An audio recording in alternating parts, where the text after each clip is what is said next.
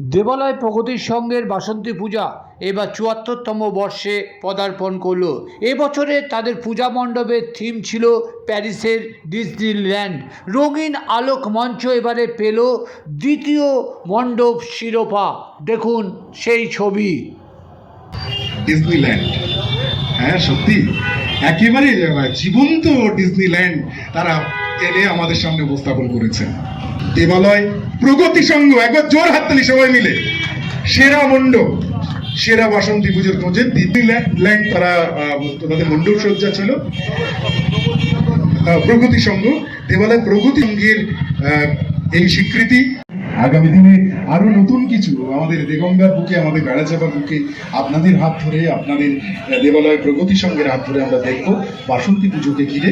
এই প্রত্যাশা রাখছি আমরা। জয় জয়।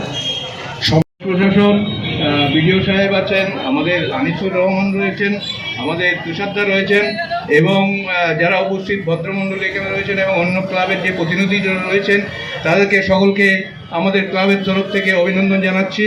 আজকের এই পুরস্কার আমরা খুব সম্মানিত বোধ করছি এবং যারা এর উদ্যোক্তা তাদেরকে আমাদের ক্লাবের তরফ থেকে বিশেষভাবে তাদেরকে অভিনন্দন জানাচ্ছি।